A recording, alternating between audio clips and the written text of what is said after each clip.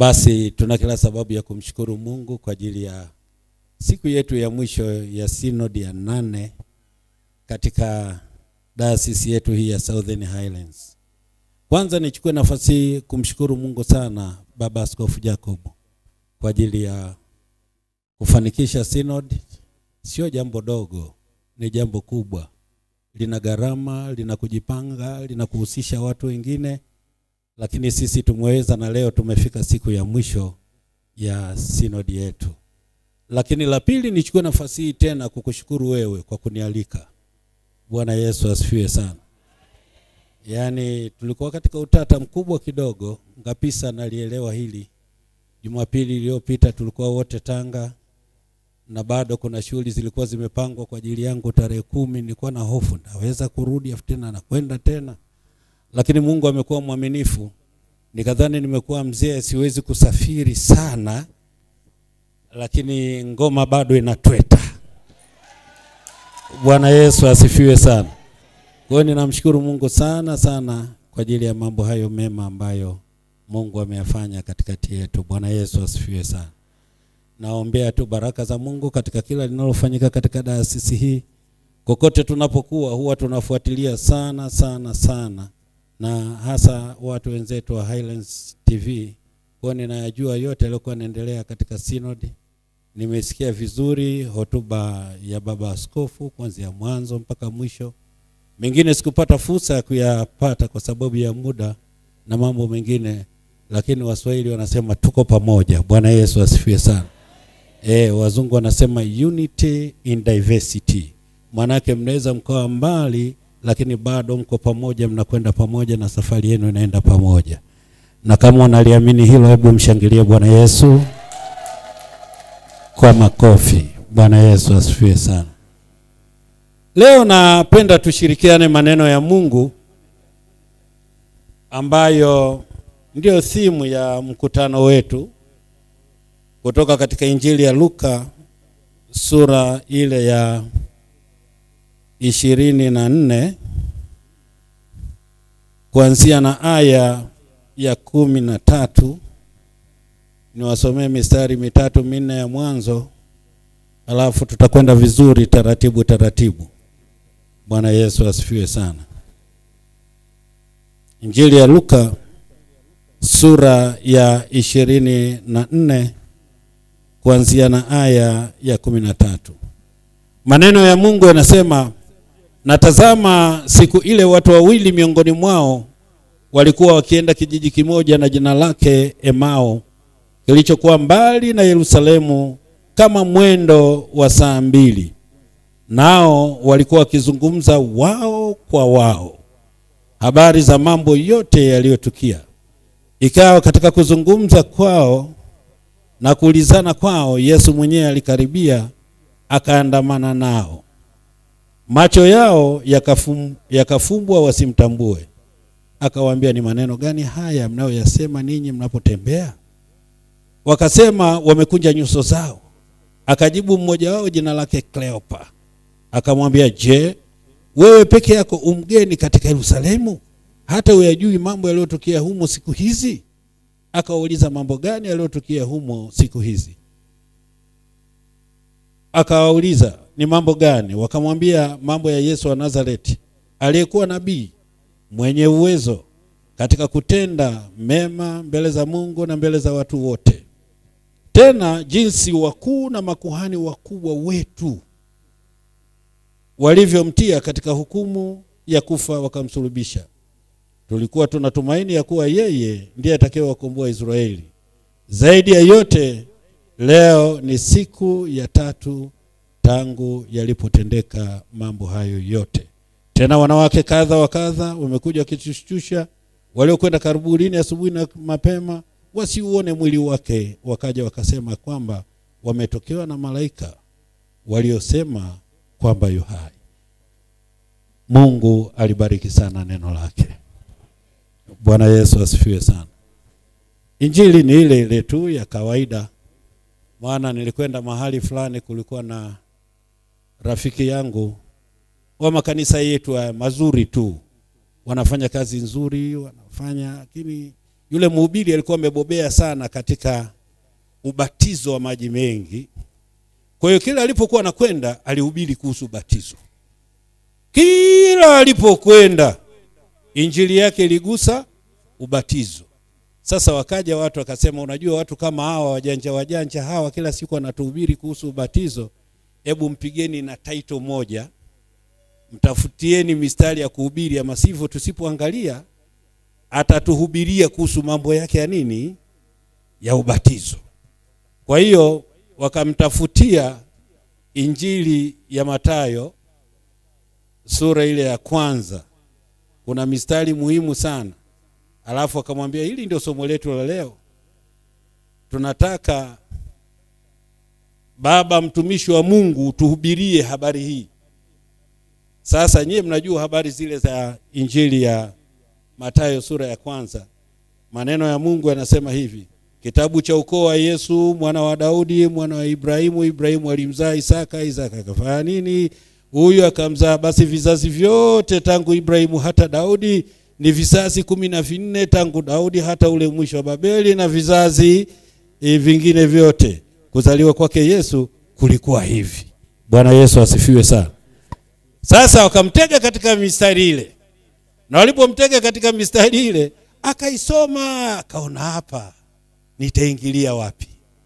Bwana Yesu asifiwe sana. Ilipofika mahali akasema, injili hii imeandikwa vizuri sana, lakini mhubiri wetu amesahau jambo moja tu. Kaandika fulani kamzaa fulani, fulani kamzaa fulani, fulani kamzaa fulani. Jambo alilolisahau, hakuandika watu hawa wamebatizwaje. Kwa hiyo akaanza tena kuhubiri habari ya ubatizo. Bwana Yesu asifiwe sana. Kwa utazungusha, utakapozungusha itafika mahali utajikuta kama kuna kitu ndani unakwenda hapo hapo, ubatizo. Bwana Yesu asifiwe sana. Lakini leo katika kumaliza sinodi yetu, napenda sana tuiangalie simulizi hii kubwa.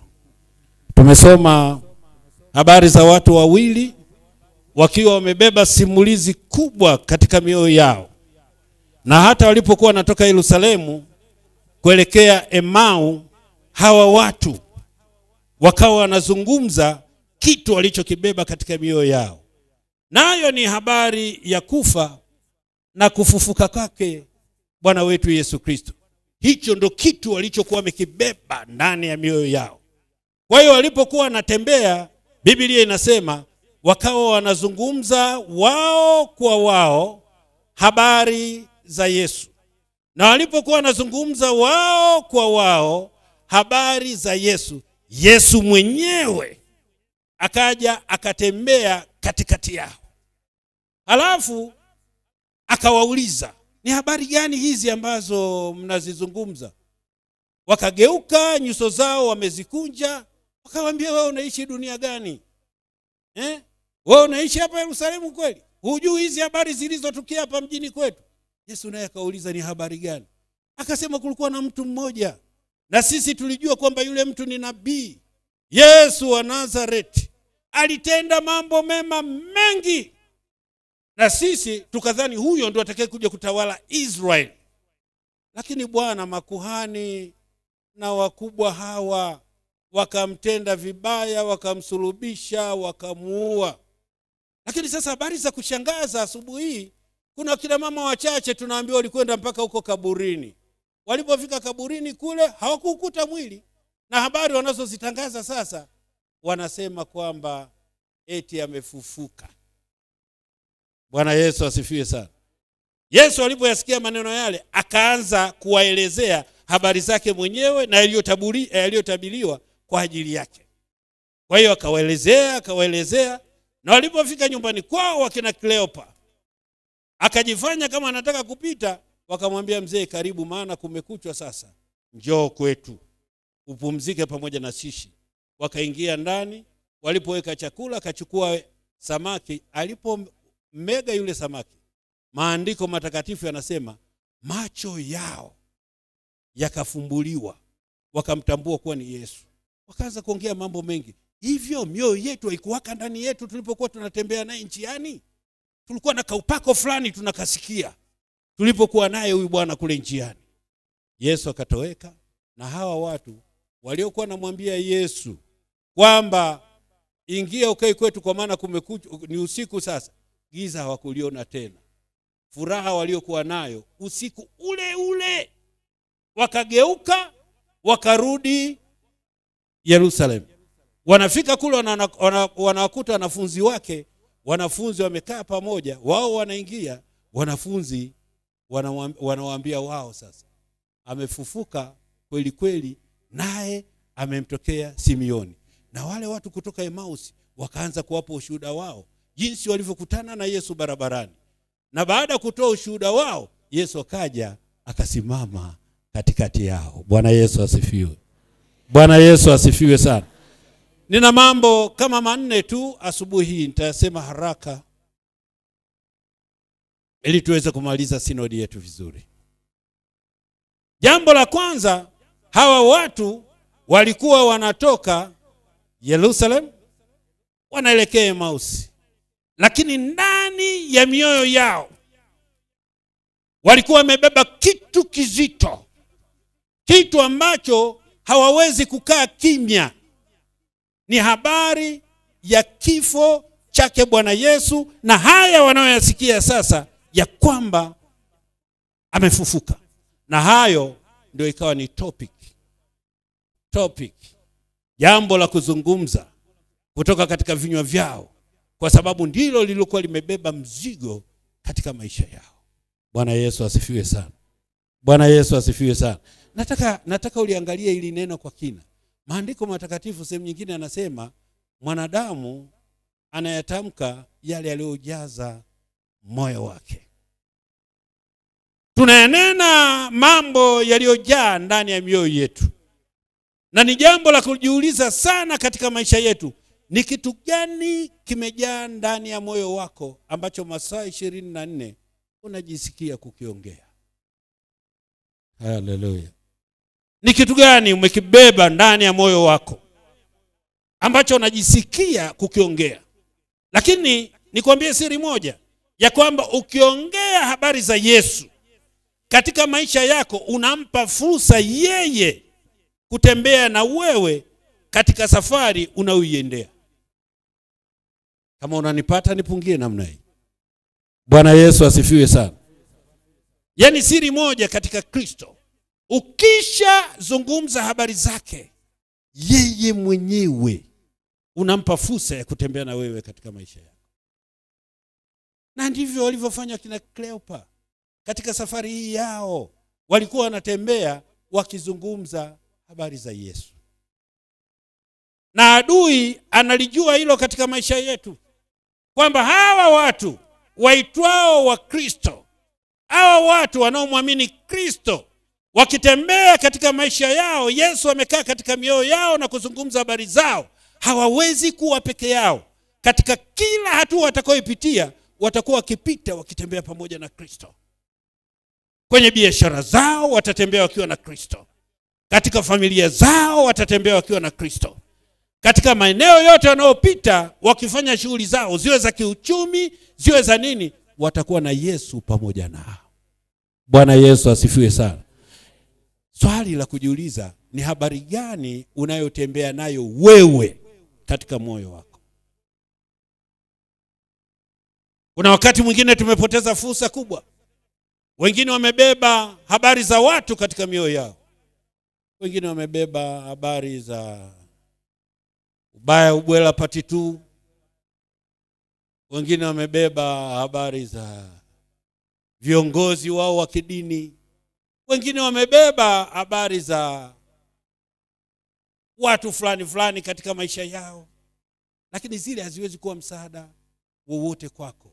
Ni habari za Yesu. Na ndio maana Yohana katika sura ile ya 15 mstari wa 5b akasema maneno haya: ninyi pasipo mimi hamwezi neno lolote. Maana unapozungumza habari za Kristo, unamruhusu Kristo kutembea na wewe. Katika biashara yako anatembea na wewe, katika kazi yako anatembea na wewe, katika familia yako anatembea na wewe, na hawezi akatembea na wewe ukabaki kama ulivyo. Bwana Yesu asifiwe sana. Bwana Yesu asifiwe sana. Unajua wengine nikisema hili wanasema sasa baba askofu unasemaje? Nachosema ni hiki. Wakina Petro walijua siri hii. Soma vizuri katika kitabu cha Matendo ya Mitume sura ya 4 mstari ule wa 13. Biblia inazungumza habari za Petro na Yohana. Walipomponya yule mtu hekaluni, wakapita katika mambo magumu ambalo makuhani na nini wakawakataza kabisa wasiseme habari za uponyaji, wasiseme habari za wokovu. Lakini Petro na Yohana waliendelea kusimama. Maandiko yanasema katika mstari ule wa 13 sura ya 4 ya kwamba walipoona ujasiri wa Petro na Yohana, ya kwamba ni watu wasiokuwa na elimu wala maarifa, wakajua, hebu sema wakajua, Yesu yuko pamoja nao. Bwana Yesu asifiwe sana. Unaiona siri hiyo? Wakatambua kwamba haiwezekani hiki kitu kikawa cha kawaida. Kuna siri ndani ya. Na siri iliyoko ni Yesu katika maisha ya watu hao.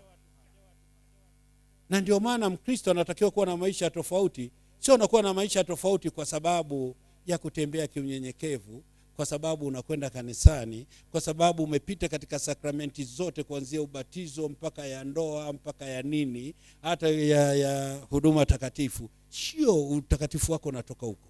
Utakatifu wako unatoka kwa kutembea na Yesu. Ndio maana Yesu akasema ninyi ni nuru ya ulimwengu. Ninyi ni chumvi ya dunia. Kwa nini? Ukishakuwa na Kristo ndani yako, utakuwa na tofauti katika maisha yako. Bwana Yesu asifiwe sana. Bwana Yesu asifiwe sana. Kwa hiyo ukitembea na Kristo ndani ya maisha yako na kuzungumza habari zake, na ndio kitu ninachokuasa Jumapili hii ya leo, jengeni utamaduni. Shetani amekuwa mjanja kweli. Sasa hivi wako hata watu wa dini nyingine unaweza kukutana nao akakwambia habari za Mungu wao. Mimi siku moja na kola yangu na msalaba wangu niko kwetu Muheza. Nimepaki gari tu hapo.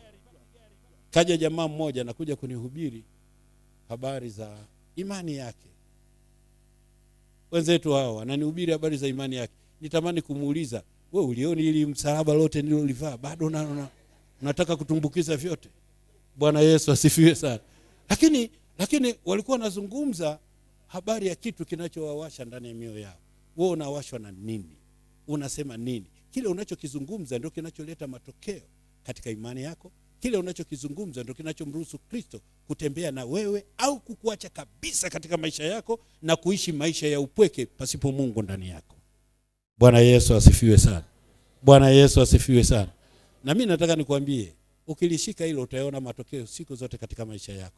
Utashangaa unafanya biashara, watu inawezekana usione, lakini Mungu akafanya kitu kinachoonekana. Labda niseme bei yake, niseme hivi. Bei yake niseme hivi. Yesu alitembea katikati yao, lakini wakina Kleopa na mwenzake hawakutambua kwamba Yesu yuko katikati yao. Unapozungumza habari za Yesu, unaweza usimuone kwa macho. Unaweza usitambue yuko katikati yako, lakini impact yake, effect yake utaiona. Bwana Yesu asifiwe sana. Na kuna wakati mwingine watu wanaita bahati.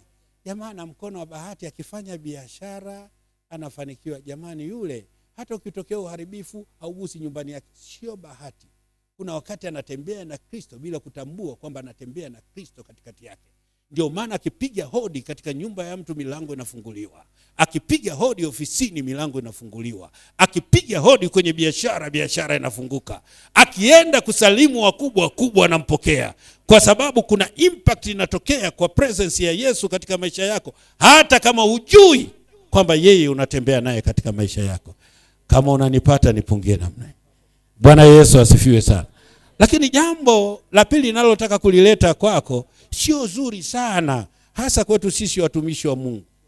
Nimelisoma ili likanipa tabu. Sasa na wewe lisikupe tabu, kwa sababu wewe unafanya kazi yako vizuri kuliko mimi. Bwana Yesu asifiwe sana. Biblia inasema mstari ule wa 20, kuna maneno mazito pale, nikayatizama nikasema huyu hakuona cha kuandika, kaandika hapa vipi? Lakini ni mambo yanayogusa katika hadithi hii kubwa, habari za kwetu. Akasema maneno haya: tena jinsi wakuu na makuhani na wakubwa wetu walivyomtia katika hukumu ya kufa wakamsulubisha. Tena jinsi wakuu na makuhani waliomtia katika hukumu ya kufa wakamsulubisha. Sio neno zuri sana. Bwana Yesu asifiwe sana. Makuhani tunapenda kutamkwa vizuri. Tunatamani tutamkwe, tulikuwa na msiba, Baba Askofu Lugendo akaja, akasema neno, akatufariji. Mungu ambariki sana. Alikuja hapa, sijui baba nani akafanya hili na hili na hili. Kwa kweli yule ni mtumishi wa Mungu. Sasa fikiria hawa watu wanatembea njiani, moja ya mashtaka waliobeba moyoni mwao ni namna ambayo makuhani wamefanya uharibifu. They are killers. Makuhani wanasemwa kama wauaji. Bwana Yesu asifiwe sana. Sasa hili sitaki kulitafsiri, maana nikilitafsiri nitajisema na mimi mwenyewe. Lakini sisi kama watumishi wa Mungu, wachungaji na wazee wa madhabahu, hebu tuangalie yale tunayoyafanya. Yanajenga, yanaua. Kuna wakati mwingine tumekuwa source ya kuharibu na kuua maisha ya watu wa Mungu kwa ajili ya yale tunayoyasema.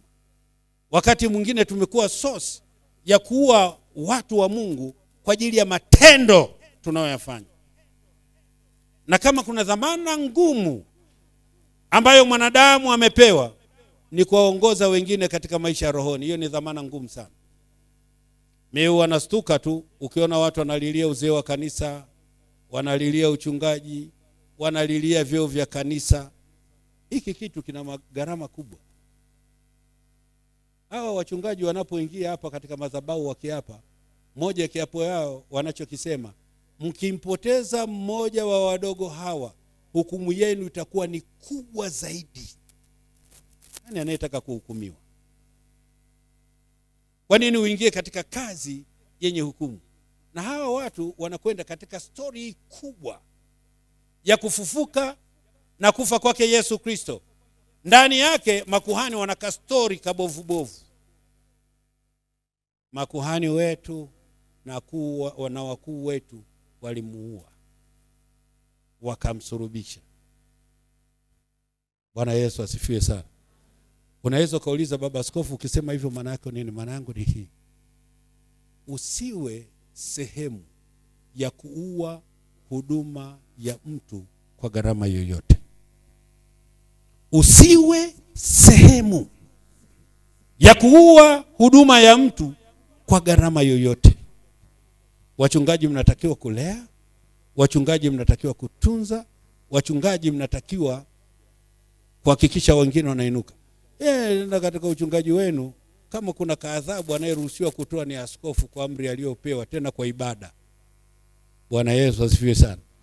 Peke yake Jacob ndio aliambiwa, katika ghadhabu kumbuka rehema. Hakupewa mtu mwingine yoyote, tena kapewa kwa ibada. Kwa hiyo yeye anaweza kukufinya kidogo, akiona umumia sana anaweza manesi wanapokupiga sirinji moja sindano, wanakuchoma, akimaliza pale anakuplease.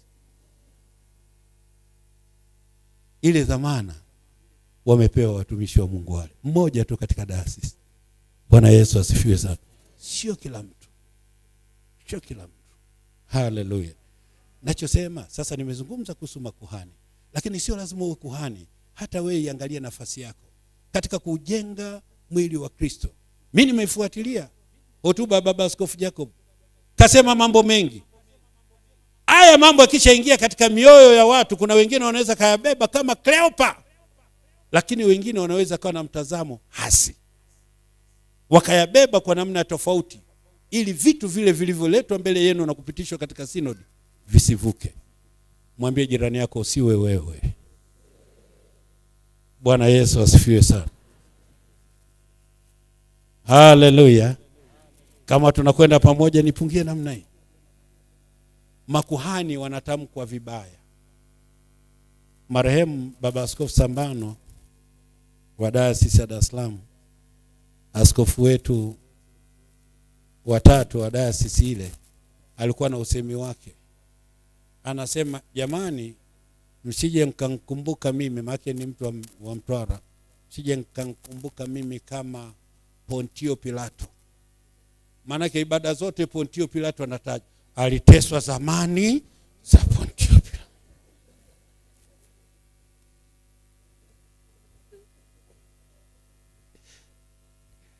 Bwana Yesu asifiwe sana. Sasa usikumbukwe kwa namna hiyo katika maisha yako, iwe katika familia, iwe katika kanisa la Mungu. Bwana Yesu asifiwe sana. Muulize jirani yako, wewe utakumbukwaje? Haleluya. Lakini niseme jambo la tatu kwa hawa vijana kalikuwa kashida kidogo. Hawa vijana walikuwa walifocus katika disappointment, walifocus katika mtazamo hasi. Yaani ni kweli swala walilobeba moyoni mwao lilikuwa ni kubwa. Yesu amekufa akafufuka. Lakini tizama tone wanaotumia. Ni tone ya watu waliokata tamaa. Ni tone ya watu wasiokuwa na matumaini. Wanakwenda wakisema tulitarajia huyo ndio atakayewaongoza Israeli. Lakini makuhani wakamsulubisha wakafa. Lakini sasa tunasikia kuna kina mama baadhi yao wamekwenda huko kaburini, wanatuletea habari ya kwamba amefufuka. Sasa ile habari ya furaha, habari ile ya shangwe ambayo walipaswa kuisimamia, walipaswa kutembea nayo, sio walioisimamia. Wanasimamia huzuni ya tukio la kifo cha Yesu peke yake. Walifocus. Na mimi nataka niwaambie kitu kimoja katika maisha yako ya kiroho. Angalia kitu unachofocus. Kuna watu wengine wamezoea kufocus katika matatizo. Ukifocus katika matatizo, matatizo hayatakuondokea. Sijui unanielewa. Kuna watu wamezoea kufocus katika shida. Na ukitaka umstue kusikilize, mwambie shida. Aidha ulizokuwa nazo au watu wanazosema wanazo. Mwambie habari za Yesu atasikia. Mwambie shida alizokuwa nazo. Wanasema sauti ya kwanza unayaribu wewe katika Kristo Mfalme. Hapo atakusikiliza. Bwana Yesu asifiwe sana. Hata kama hujui Kiingereza, wewe una focus nini katika maisha yako? Bwana Yesu asifiwe sana. Unatazama nini? Unatazamia mema, unatazamia mabaya? Kwa nini usipiki yale mema yakawa ndio ajenda yako? Sisi watu wenye ndoa za Kikristo, unapokuwa katika ndoa yako, unapomtizama mwenzio, una focus katika nini? Katika mema anayoyafanya au katika mabaya? Kuna mtu mwingine kaoa, lakini yule mwanamke haoni jema hata moja, hata la kupikiwa ugali tu alioni. Kwa sababu shetani anainua vitu, watu wanafocus mabaya tu ya mtu, na ndio inakuwa ajenda yao usiku kucha. Ndio kinakuwa kihelehele chao cha kuzungumza. Huyu mwanamke siona hivi, namtunza yeye na ukoo wake. Sasa unataka tunzwe na nani? Si umeingia mwenyewe. Haleluya. Bwana Yesu asifiwe sana. Una focus katika nini? Katika dayosisi yetu tunayoendesha, kuna mambo mazuri mengi. Yanawezekana kuna mengine yasikupendeza. Yale yasiyokupendeza wewe yaache. Focus katika mazuri yanayoipeleka dayosisi mbele. Watumishi wa Mungu walioko mbele ya madhabahu yenu, waliopewa dhamana ya kuongoza, inawezekana kabisa wakawa na mapungufu mengi. Wao usivalie bango mapungufu. Valia bango lile litakalo kutoa katika maisha yako na kukusogeza mbele. Bwana Yesu asifiwe sana. Na huo ndio maisha ya Kikristo. Kuna watu wengine kazi ya kufocus mabaya. Utamuuliza Lugendo leo kahubiri nini hata leo. Lakini imetokea nimejikwaa hapa madhabahuni nikaanguka. Kahubiri ni kahubiri lakini kaanguka.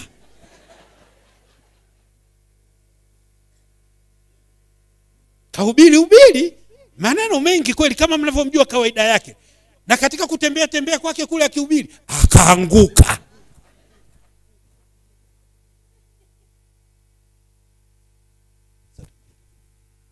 Bwana Yesu asifiwe sana. Sasa hizo ndio zinakuwa ajenda. Sasa jifunze kufocus katika mambo yaliyokuwa mema. Wengine hata kwa watoto wao hawaangalii mambo mema, wanaangalia yale mabaya yanayokosea, ndio inakuwa ni ajenda familia. Hivyo kweli unaweza kuzaa mtoto asiwe na jema hata moja kwa ajili yako? Unaweza kuoa na mke asiwe hata na moja jema kwa ajili yako? Unaweza kuolewa ukaona mabaya tu ya mume wako mpaka unasema mwanaume suruali hana lolote, akakosa hata jema? Basi msifie kwamba katika wote hakuona mwingine, kaniona mimi, hiyo yatosha. Haleluya. Tunaenda vizuri watu wa Mungu. Bwana Yesu asifiwe sana. Ukitaka mafanikio katika utumishi wako, ukitaka mafanikio katika maisha yako ya ndoa, ukitaka mafanikio katika biashara na mahusiano na wengine, achana na kufocus mambo mabaya. Focus katika mambo mema yatakao kupa baraka wewe, yatakao kufungulia mlango wewe. Haleluya. Sasa hao walikuwa na shida, wakaishia hapo tu, wakafocus vitu visivyoeleweka. Matokeo yake mambo magumu yakaanza kuja katikati yao. Bwana Yesu asifiwe sana. Niseme jambo la 3, sijui la 4, mimi najisemea tu. Bwana Yesu asifiwe sana. La 4.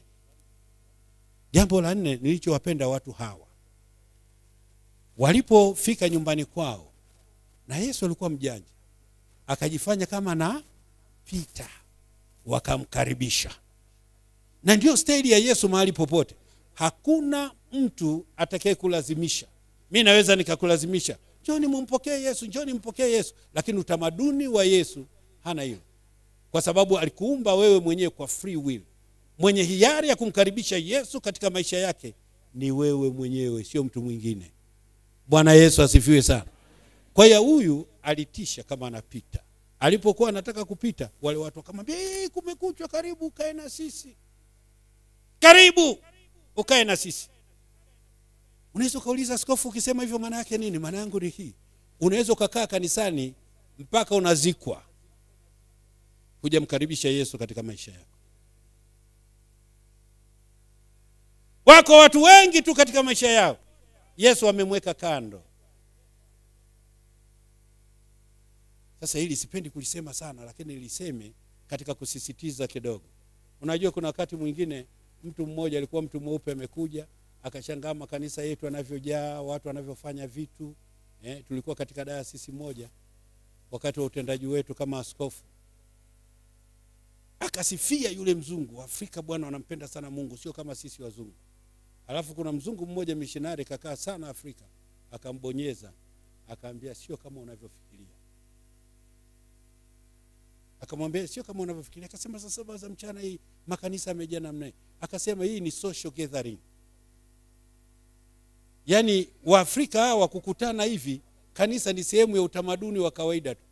Nikamuuliza, akauliza kwa nini? Akasema unaona hivi, walevi wamo humu, wachawi wamo humu. Kwa hiyo unachomaanisha kwamba unampenda sana Mungu ni tofauti. Humu kuna kila aina matatizo unavyofikiria.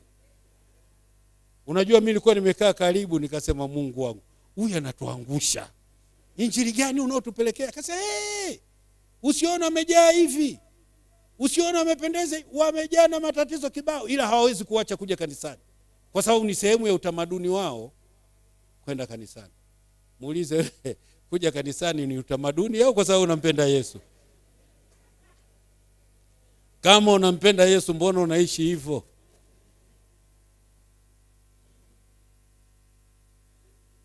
Tuko pamoja watu wa Mungu Kama unampenda Yesu, mbona unaishi hivyo? Kama unampenda Yesu, mbona unayanena hayo unayoyanena? Kama unampenda Yesu, mbona una mkakati kinyume na taratibu tulizokubaliana katika sinodi yetu? Unanielewa ninachosema?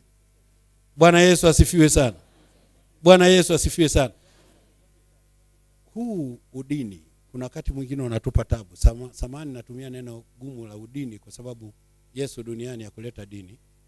Na uwezo kuona mahali popote katika Biblia imeandikwa dini ya Kikristo. Hakuna dini ya Kikristo.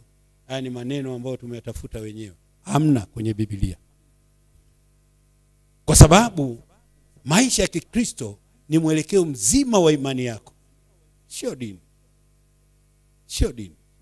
Huwezi ukawa Mkristo alafu ukaishi maisha shagala bagala. Lazima ukutane na Kristo mwenyewe. Mpe nafasi yake. Ashike usukani wa maisha yako. Akuongoze katika hatua za maisha yako. Ili baada ya maisha haya ya muda yaliyojaa vita na majaribu na mashaka mengi, tunapoyamaliza tuweze kwenda kushiriki katika utukufu wake kule mbinguni. Bwana Yesu asifiwe sana. Watu wa Mungu tuko pamoja? Yani kwa lugha nyingine nasema hivi, jifunze kuto kufanya kazi ya hasara. Yani usifanye kazi ya hasara. Itakusaidia nini kama unakuja kanisani? Maana tukikumisi nao inakuwa tabu. Kuna wakati mwingine kale ka sadaka kako tunakataka. Kuna wakati mwingine tu mkijaza mabenchi pia mnanipa. Wewe fikiria kama ngekuwa umeishia hapa kwenye kwaya, mimi ningehubiri nikaja mpaka hapa. Hii jeuri ya kusogea mpaka hapa kwa sababu unaona mpaka kule. Bwana Yesu asifiwe sana. Kwa hiyo presence yako tunaitaka kwa sura hiyo. Lakini hatutaki presence yako iwe ya hasara. Tunataka baada ya maisha haya kile tulichokukusudia kukipata, yani kushiriki utukufu wa milele, na wewe mmoja wapo uwepo. Bwana Yesu asifiwe sana. Tena ombea tu, pengine geti moja nikae mimi, geti moja akae Kahemele. Tukikuona hata kama una vizambi vidogo vidogo tunaweza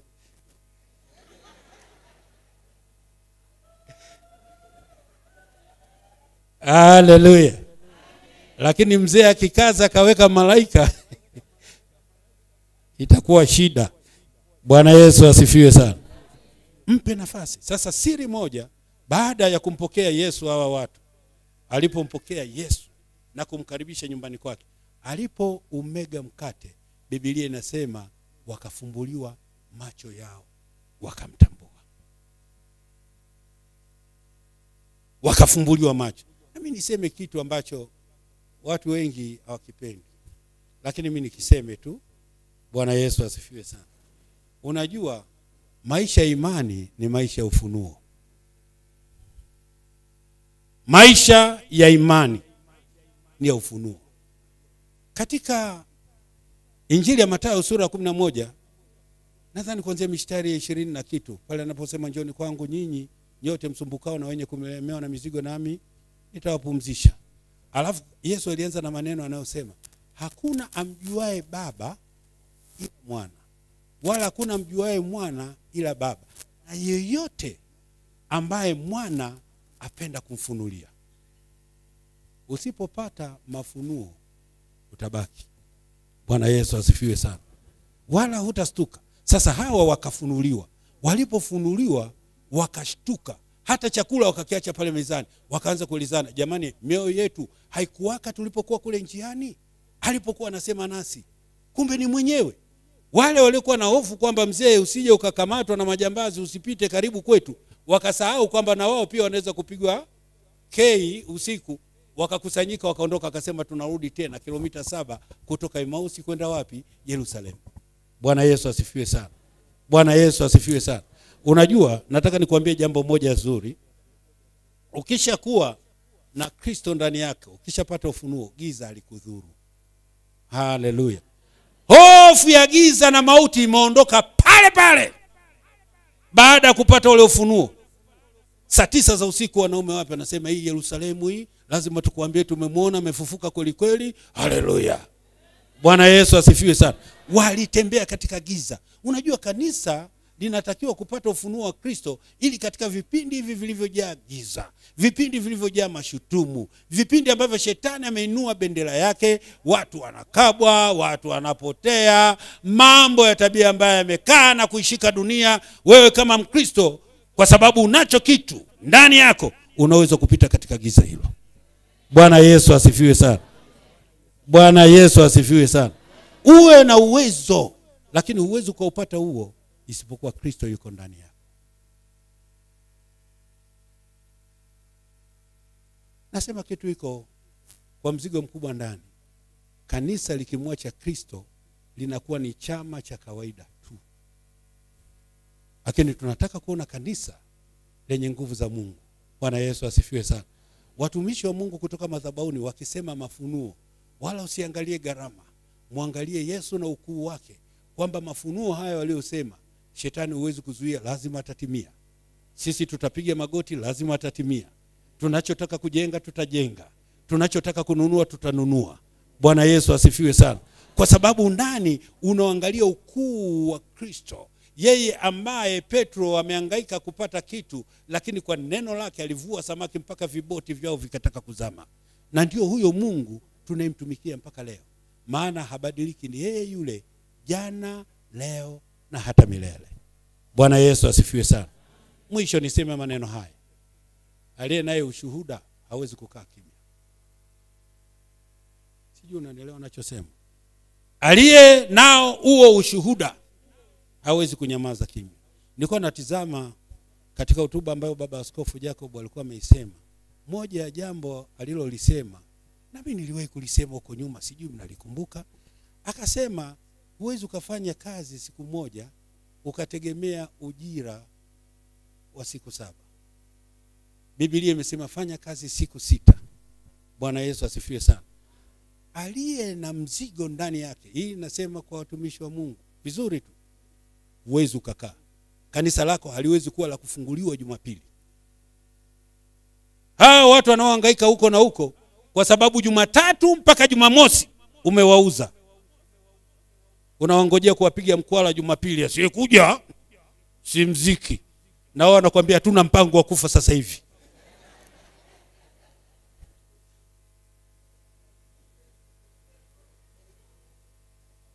Muwe na activities watumishi wa Mungu. Watu waone Bible study, watu waone fellowships, watu waone kujengwa, watu waone elimu unayoitumia katika kuifanya kazi ya Mungu. Sijui unanielewa ninachosema. Nilipokuwa kule Kibaha, nilikuwa katika chama kimoja kinaitwa HCF, Hospital Christian Fellowship, ambayo ilianzia kule Malawi kaja kule Muhimbili. Madaktari wengi waliokoka tulikuwa tunafanya nao kazi. Unaona? Sasa nilipohama kutoka Muhimbili kwenda Kibaha, St. Gabriel, akaja mtumishi wa Mungu kutoka Malawi. Akaniambia, "Je, unaendeleaje na kazi ya Bwana?" Nikamwambia, "Hapa kazi ni kubwa mno. Unaniona niko peke yangu, lakini nina vigango na mitaa 7. Niko hapa St. Gabriel, na Kiruvia na Kibamba, na Mkuza na Sofu, na Mwenda Pole, ninakwenda mpaka Ruvu, ninakwenda mpaka huko wapi kule Misitu Kongoe, ninakwenda mpaka huko. Kwa hiyo kazi zangu mtumishi ni nyingi, kunipata ufanye tabu." Akaambia, "Huko kote unaenda kufanya nini?" Kamwambia, "Naenda kutoa ibada." Akasema, "Kwa nini usimshirikishe mkeo akakusaidia kutoa ibada?"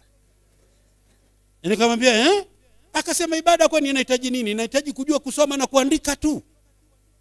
Inahitaji kusoma liturujia." Yeye atakayempa liturujia atasoma, "Bwana uturehemu, Bwana uturehemu," si ndio? Lakini wewe una kitu cha zaidi ya Bwana uturehemu. Ndio maana tumekupeleka college. Wewe tumekupaka mafuta kwa sababu tunajua una ufunuo. Una kitu ambacho mtu mwingine hana. Kitumie kile katika siku 6 za wiki ili watu wapate kumuona Mungu kupitia wewe. Bwana Yesu asifiwe sana. Hicho ndio watu wanachokitaka. Lakini kusoma ili tugia kila mtu. Hata hapa Kaemele akisema kwamba jamani najisikia vibaya naweza kusoma hiki.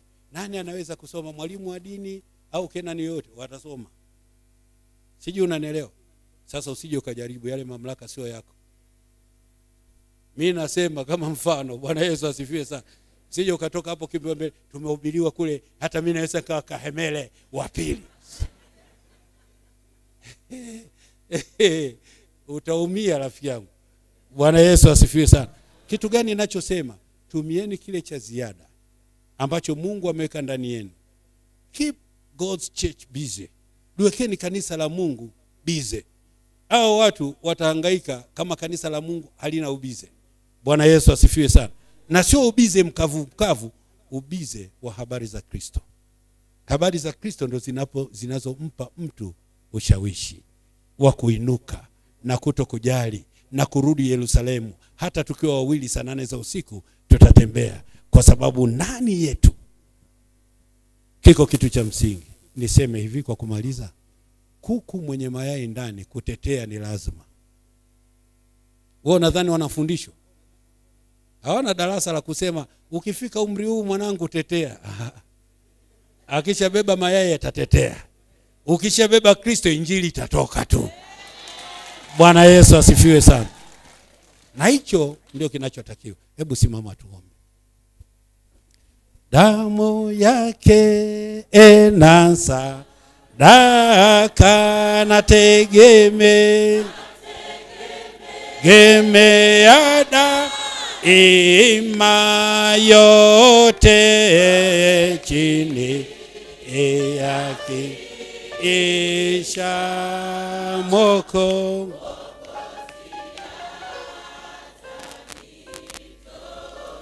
kwake Yesu Yesu nasi mama ndiye mwamba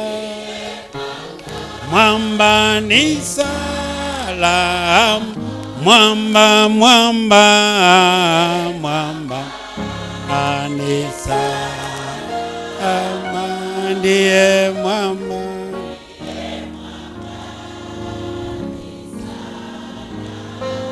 Hebu weka mkono wako katika moyo, nataka nikuombee kidogo. Bwana Yesu, ninakushukuru kwa ajili ya mtoto wako ambao umempa kibali kuhudhuria katika misa hii kubwa katika sinodi yetu ya 8 tunapoifunga na kuimaliza. Ninakushukuru Mungu kwa sababu wewe ni Mungu usiyefichwa na kitu chochote. Hata siri za mioyo yetu ziko wazi mbele za uso wako. Mungu, ninajua unaheshimu kabisa muda ambao mtoto wako ameutoa kama sadaka na kuja mbele za uso wako. Nami ninakusihi kwa unyenyekevu mkuu, kutana na mahitaji yake yote katika maisha yake. Wako wengine wamekuja kuabudu lakini wana shida zao za kiuchumi. Wengine wanakuja kuabudu lakini wana shida katika familia zao. Wengine wamekuja kukuabudu Bwana lakini wana shida katika elimu. Wamekuja kukuabudu lakini wana uhitaji mbali. Na wewe ni Mungu unayehusika na maisha yetu. Husika na maisha ya mtoto wako Bwana, ili anapofanikiwa katika kila hatua ambayo Mungu umekusudia aipokee katika maisha yake. Kama ni elimu akapate kuipokea, kama ni mafanikio katika biashara yake akapate kupokea, kama ni kazi akapate kuipata, kama ni mafanikio ya miradi mingine yote Bwana akapate kufanikiwa sawa sawa na mapenzi yako Jehova akapate kupokea. Asante Mungu uliye mwaminifu, wewe unayeona siri za mioyo yetu, endelea kutujazi. Kutana na mahitaji ya mioyo ya watoto wako Bwana. Wala sina haja kulitaja moja moja, lakini kwa kadiri ya imani anavyokuja mbele zako Mungu kapate kutenda, ili sifa, heshima na utukufu zisiende kwa mwanadamu awaye yote, bali tukurudishie wewe Mungu tendaye mambo makuu. Ni katika jina lake Yesu Kristo Bwana na Mwokozi wetu, kwa imani tunaomba hivi na kuamini na kupokea, na kanisa la Mungu liseme amen.